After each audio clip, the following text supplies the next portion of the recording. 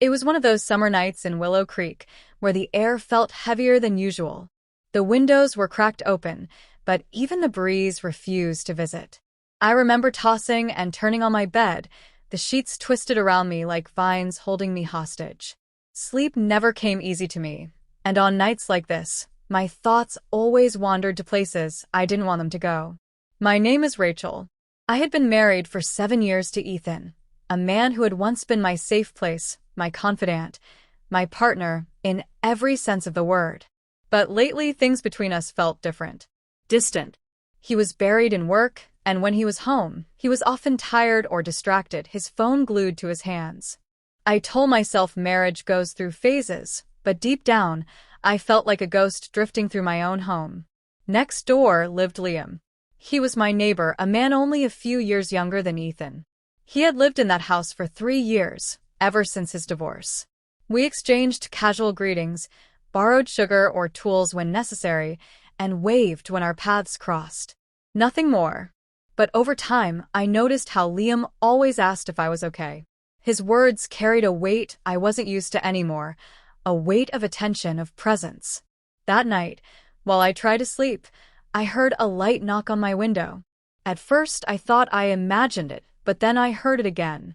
I sat up, heart racing, and saw Liam standing outside on the porch beneath my bedroom window. His face was shadowed by the moonlight, but his voice was low and steady when he called, "Rachel, are you awake?" I quickly grabbed my robe and tiptoed downstairs, careful not to wake Ethan. When I opened the door, I whispered sharply, "Liam, what are you doing here?" "It's the middle of the night." He shifted uncomfortably. "I saw your light on." I didn't know who else to talk to. I couldn't sleep. I sighed, torn between irritation and curiosity. He looked so lost standing there, like a boy caught in a storm without an umbrella. Against my better judgment, I let him in. We sat at the kitchen table, the clock ticking loudly in the silence. Liam leaned forward, his hands gripping a coffee mug I had given him. "Rachel, do you ever feel like you're invisible in your own life?" he asked quietly. His words hit me like a punch to the chest. I swallowed hard. "Every day," I admitted, my voice cracking. For the first time in months, I felt seen. We talked for hours, sharing stories about loneliness, about broken trust, about trying to keep smiling while everything inside us was falling apart. The house was still, the night deep, and yet there we were, two broken people holding on to words like they were lifelines. At some point, exhaustion won. I told Liam he could stay in the guest room downstairs.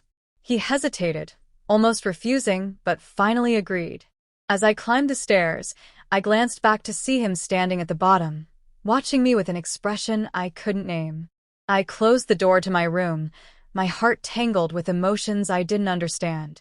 The next morning, Ethan left early for work without saying much. I found Liam still sitting at the kitchen table, his head in his hands. "Did you sleep at all?" I asked softly.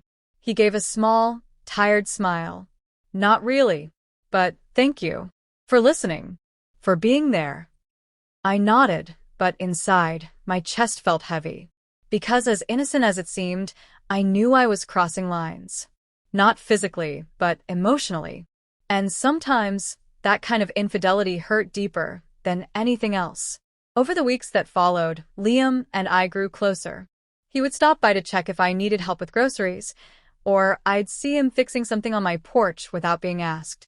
Ethan hardly noticed. He was always late, always distracted. One evening, while Ethan worked late again, Liam came over with takeout. We sat on the couch eating noodles straight from the cartons, laughing at a silly TV show. But then something happened. The laughter faded, and silence filled the space. I caught his gaze lingering too long, and I quickly looked away. My hands trembled slightly, and I realized this wasn't just friendship anymore. My heart was betraying me, even if my body hadn't. That night, lying beside Ethan as he snored softly, tears slipped down my cheeks. I wasn't the kind of woman who strayed. I wasn't. But loneliness changes people. It makes you vulnerable to warmth, to kindness, to anyone willing to notice you when the person who vowed to love you no longer does. One night, it all came crashing down. Ethan came home earlier than usual and found Liam in the living room with me. We weren't doing anything wrong, just talking, but the look on Ethan's face said otherwise. He didn't shout, didn't accuse. He simply looked at me with eyes so hollow they broke me apart. After Liam left, Ethan asked one question.